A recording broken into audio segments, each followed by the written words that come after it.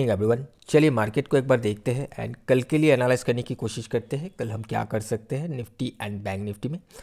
And उससे पहले कल का जो सेशन था, लास्ट ट्रेडिंग सेशन जो कि बजट डे का था, उस सेशन में किस किस ने पार्टिसिपेट किया है, क्या रिजल्ट निकला, प्रॉफिट हुआ, लॉस हुआ, जो भी हुआ है आप मुझे कमेंट करके ज़रूर से बताइएगा।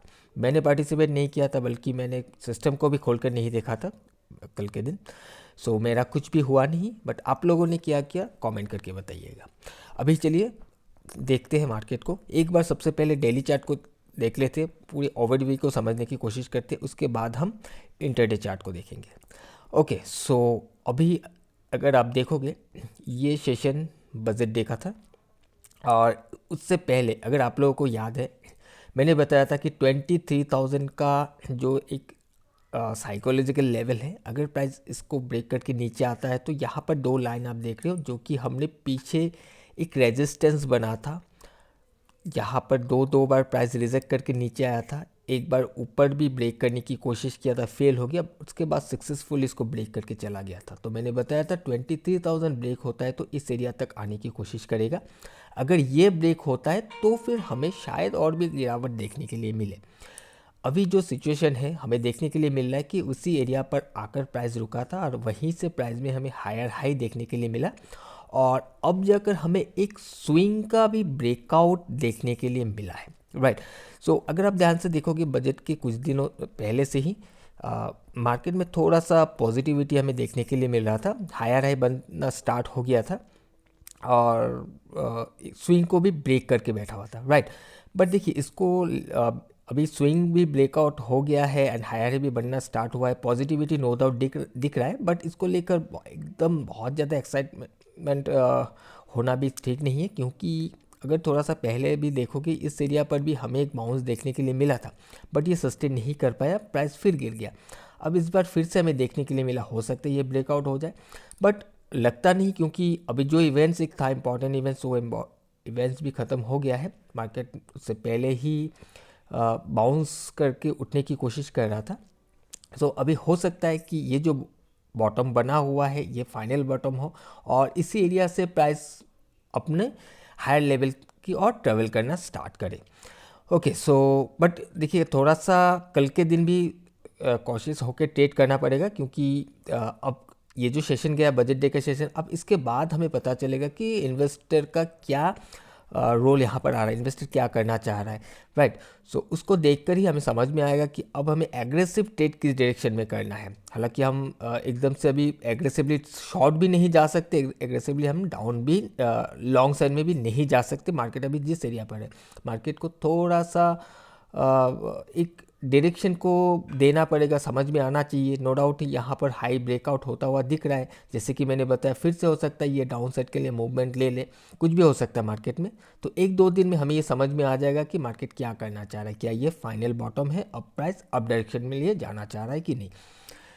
अभी अगर हम माइक्रो में जाए और कल के लिए प्लानिंग करें तो यहाँ पर सबसे पहले मैं सजेस्ट करूँगा कि कल के दिन थोड़ा सा, फिर से मैं बता रहा हूँ, सावधानी के साथ ट्रेड कीजिएगा। ओके, अब यहाँ पर लास्ट ट्रेडिंग सेशन को अगर आप देखोगे तो ये बजट डे का सेशन था और वॉलेटिलिटी था, एक्सपेक्टेड है ये वॉलेटिलिटी, इवेंट्स था, बहुत बड़ा इवेंट्स था, जिस वजह से ऐसा वॉलेटिलिटी आपको हरदम मार्केट में देखने के लिए मिलेगा। अभी इसको देखिए, अगर इसको जाना है, कंटिन्यू करना है तो 25,300 के ऊपर से ये कंटिन्यू कर सकता है। अगर इसके ऊपर सपोर्ट बिल्डअप होता है तो कर सकता है इसके ऊपर से, बट मुझे लगता है कि प्राइस ऊपर जाने से पहले थोड़ा सा रिट्रेस करने की कोशिश करेगा, प्राइस पहले नीचे आने की कोशिश करेगा सपोर्ट बिल्ड करने के लिए, उसके बाद ये ऊपर जाने की कोशिश करेगा। अगर ऐसा होता है तो एक स्ट्रेंथ मिलेगा। राइट, अब सपोर्ट कुछ यहाँ पर भी सपोर्ट बनाकर गया है, नीचे भी एक सपोर्ट रेंज पड़ा हुआ है, जब अभी तक वहाँ उस एरिया पर आया नहीं है, प्राइस ऊपर चल रहा है, तो दो सपोर्ट हमारे पास है और उस एरिया से बाउंस करने की कोशिश कर सकता है अगर प्राइस आता है। अब एक चीज़ मैं आपको पहले क्लियर कर देता हूँ, ये जो भी सपोर्ट यहाँ पर आपको ड्रॉ किया हुआ दिख रहा है, अब ये ऐसा नहीं कि देखिए यहाँ पर आते ही आप कोई भी पोजीशन बना लो, कोई भी एक्शन ले लो। ये एक ऐसा जोन होता है, इंपॉर्टेंट जोन होता है, जिसके ऊपर से हम ये एक्सपेक्ट कर सकते हैं कि मार्केट में मार्केट का जो बिहेवियर है, क्या वो अपसाइड के लिए हो सकता है या डाउन साइड के लिए हो सकता है, मार्केट का जो सेंटिमेंट है वो लॉन्ग के लिए यानी कि अप डायरेक्शन के लिए हो सकता है या फिर डाउन डायरेक्शन के लिए हो सकता है। एक स्ट्रॉन्ग जोन और एक वीक जोन को ढूंढने के लिए हम ये एरियाज़ को ढूंढ कर निकालते हैं। इसका मतलब ये नहीं कि प्राइस यहाँ पर आते ही मैं यहाँ पर बाई कर लूँगा। अगर ऐसा कुछ आप करते हो, वहाँ पर अगर आपको लॉस हो जाता है तो आपका अपना रिस्क होगा। ओके, इस चीज़ का ध्यान रखिएगा। मैं जस्ट आप लोगों को एक व्यू बताने की कोशिश कर रहा हूँ कि मेरा क्या व्यू है अगले सेशन के लिए।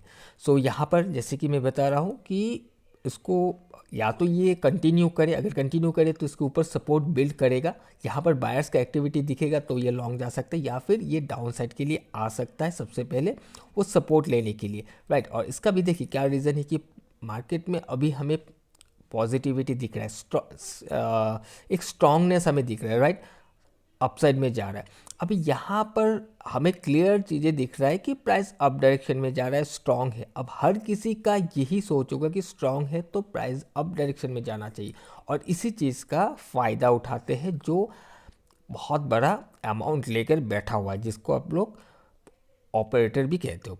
तो वही फ़ायदा उठाएंगे कि यहाँ पर अभी आपको दिख रहा है स्ट्रांग है, मुझे दिख रहा है स्ट्रांग है, मार्केट ओपन होते ही एक स्ट्रांग जोन पर ओपन होगा, वहाँ पर ओपन होते ही लोग बाय करना स्टार्ट करेंगे, वहीं से प्राइस को नीचे ले आएगा। सबसे पहले हर किसी का स्टॉप लॉस वगैरह हिट करेगा, उसके बाद नीचे आकर नीचे से बाइंग स्टार्ट होगा उन लोगों का।